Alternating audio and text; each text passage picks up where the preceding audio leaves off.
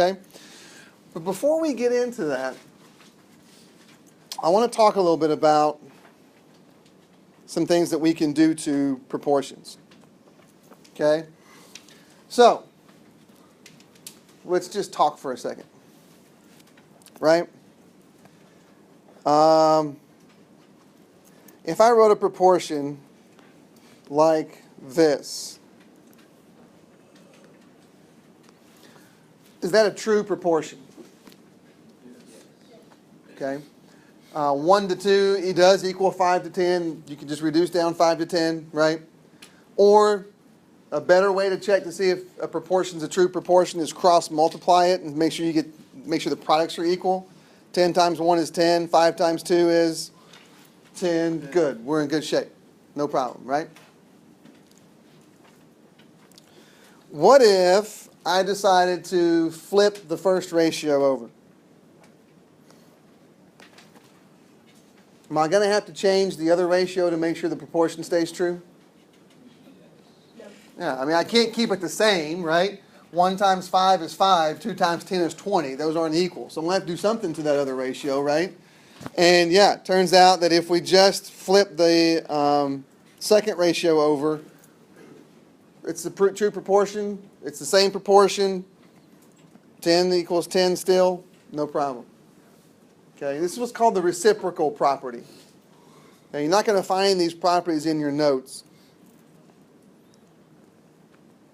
But, you know, it makes sense maybe that they're not there because if you can't tell me that that's called the reciprocal property tomorrow, whatever. As long as you understand that if you flip one ratio over, you have to flip the other one over, and you're going to be in fine shape. Okay?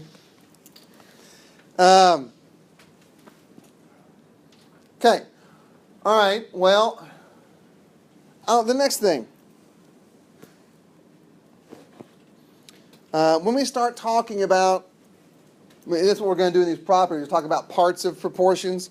You need to understand, these guys right here, that up diagonal, those two numbers in a proportion, they do have a name. I've mentioned them a couple times already. These are your means. By any chance, does anybody remember what the name of the down diagonal guys are? No. Rhymes with means. They're the extremes. Yeah. And again, I'm going to assume you guys were told that at some point. You're not going to remember it, and that's fine. Again, these are things that are not detrimental if they manage to fade. Okay? But anyway, those are the means, and those guys are the extremes.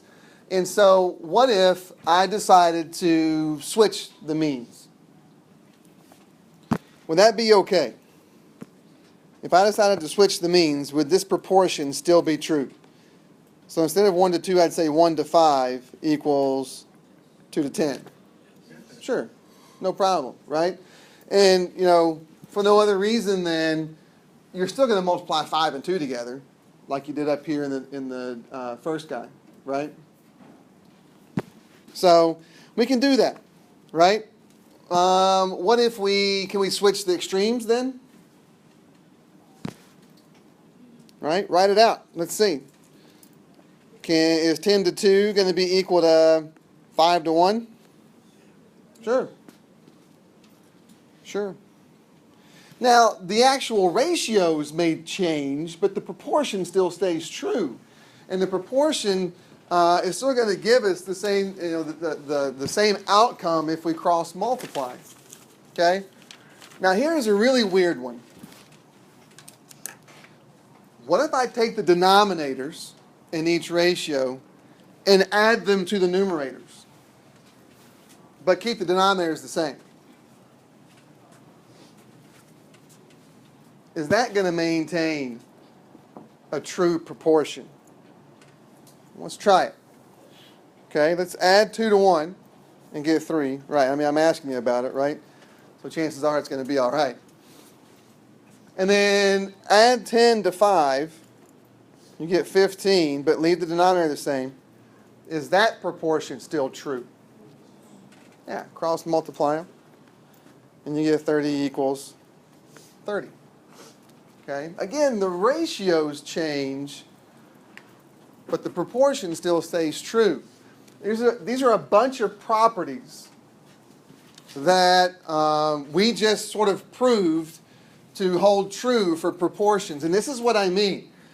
If you are going to approach a problem and write a proportion to solve that problem, you could write it this way, or this way, or this way, or this way, or this way, and it'd still be okay and still give you the same answer, still give you a correct answer, and still give you what you need.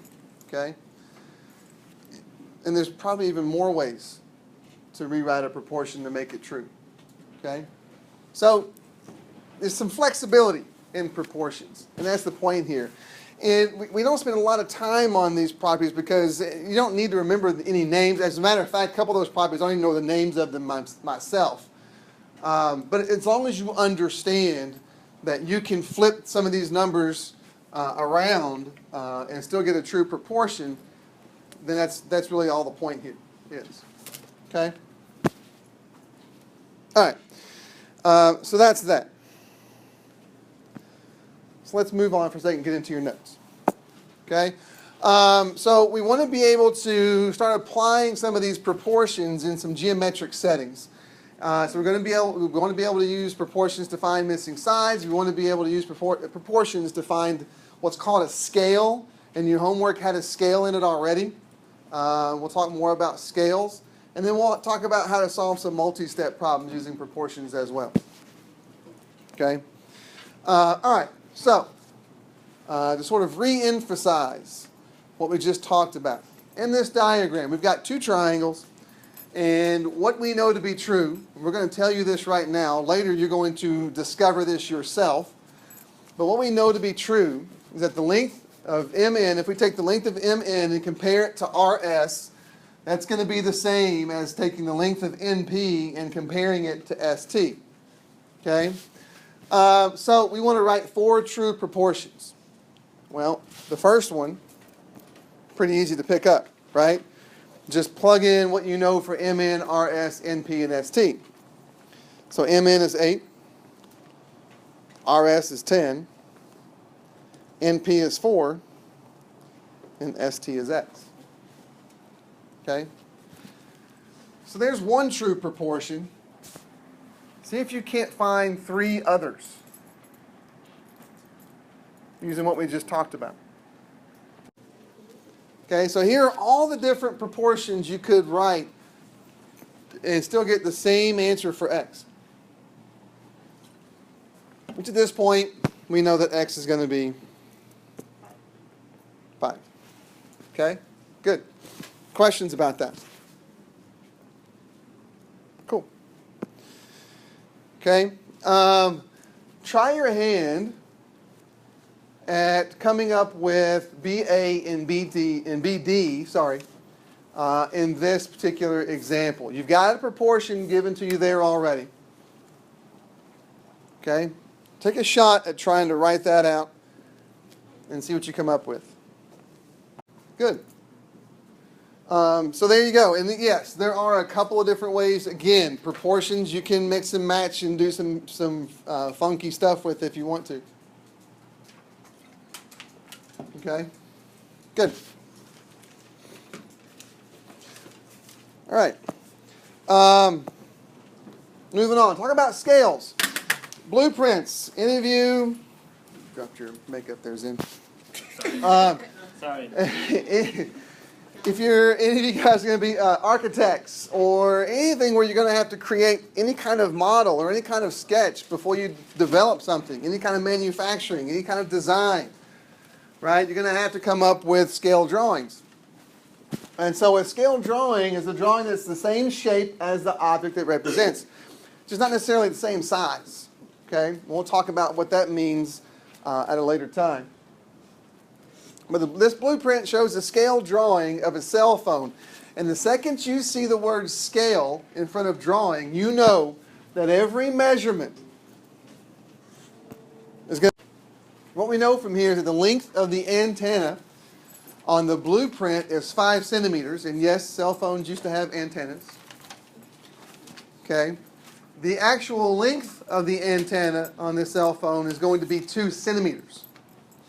What is the scale of the blueprint? And so a scale is a little bit different than a ratio. It's going to look like a ratio, but we're going to maintain the units. Because a scale isn't designed to let us know how much bigger one is than the other, although it can do that. It's designed to let us know how much of this measurement in the drawing is equal to how much of the actual measurement. Okay? So to find the scale for the blueprint, we just pick a direction to go for our ratio. How do we want to compare this? Do you want to compare the drawing to the actual phone? Or do you want to compare the actual phone to the drawing? And ultimately, it doesn't really matter. So we can compare the drawing to the actual cell phone. The drawing antenna is 5 centimeters long. The actual antenna is going to be 2 centimeters long. And then you want to basically reduce this down to where either the numerator or the denominator is going to be 1. The easiest way to do that is just go ahead and divide this out. Right? 5 divided by 2 is 2.5. So what that lets us know is that for every 1 centimeter of the actual cell phone, we need to make that 2.5 centimeters in our drawing. Okay? Maps are really good about using scales. And the other thing about scales is they don't have to be in the same units. You can mix and match units. And very often you're going to. Okay? Okay? All right. Questions there? Yes? So, how to use the scale, right? Again, maps do this all the time, although, when was the last time you looked at a paper map? Outside of the school building. But your phone does this. Okay? It uses a scale. So every map has a scale. The scale for this map is 1 inch to 26 miles, which again lets us know that for every inch on the paper map, it's supposed to represent 26 miles of actual distance. So find the actual distance from Pocahontas to Algona. Right? So how do we approach that? Yeah. What do you say equal to, however many inches are in miles? So like 1 mile over just several inches? No, not exactly. That's going to be a lot, right? Not quite.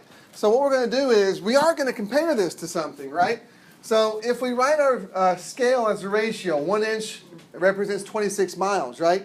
So this is paper map distance to actual distance. My next ratio needs to compare the same thing, right? Now this is just the generic map itself. What we need to do now is do paper distance from Pocahontas to Algona to actual distance from Pocahontas to Algona, right? So we need to know the distance from Pocahontas to Algona on our map, which means pull out a ruler, right, and measure it. Right, we need to know exactly how far Pocahontas is from Algona on the map, on the paper map. So we're going to make that 1.25 inches in the map. And then how far is that in real life? We don't know yet. That's what we're trying to find, right? How far is that for real life? That's what my 5-year-old would say, for real life, Daddy. Okay? And so we just simply cross multiply 1.25 times 26, which is 32.5. Apparently. So, the distance from Pocahontas to Algona is 32.5 miles. Okay? Questions there? So that's how we're going to use the scale. Okay? Scale models. go back to a scale model. And again, anybody do any kind of modeling anymore? Model airplanes, model cars? Does he? Those little ships in a bottle, right? All of those would come with a scale and let you know how much each unit of measurement on the model is supposed to represent how much of a measurement in the actual thing, right? So the scale model, you buy a 3D scale model of the Reunion Tower in Dallas, Texas. The actual building is 560 feet tall. Your model is 10 inches tall. And the diameter of the dome on your scale model is about 2.1 inches. So, a couple of questions for you. What's the diameter of the actual dome? And about how many times as tall as your model is the actual building? I'll give you a couple of minutes and see if you can't come up with those. And we'll see how you do. So one thing you can do, right? Compare. It all depends on what you want to compare. A lot of you guys wanted to do 10 to 560, right? So now we're comparing the height of the model to the actual height of the tower.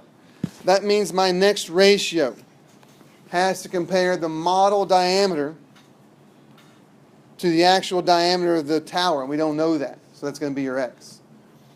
Okay? Not how every one of you guys set that up, but some of you did. So you cross multiply and solve, and the diameter of the dome is what, 117.6?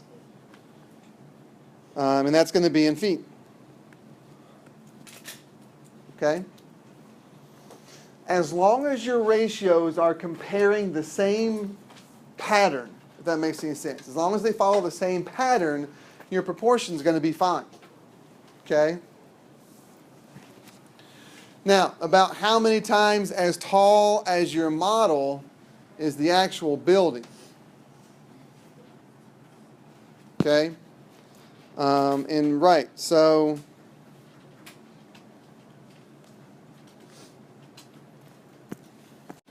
of the tower to the height of the model, and take 560 divided by 10, and we're going to realize it's 56 times larger. Okay? Good. Questions there?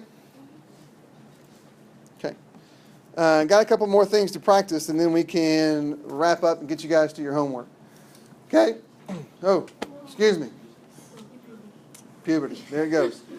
Right? Number 4, two cities are 96 miles from each other. Cities are 4 inches apart on a map. Find the scale of the map. Find the scale of the map. And then number 5, be careful with what's being asked here. We're going to use the same information from the Reunion Tower example we just saw, but your friend has a model that's 14 inches tall. What is the diameter of the dome on your friend's model? Okay, so you may have to pull some information from the previous example. Okay, but try those and see what you come up with. So hopefully you came up with that. If not, make sure you come find me and we'll talk through it. Okay?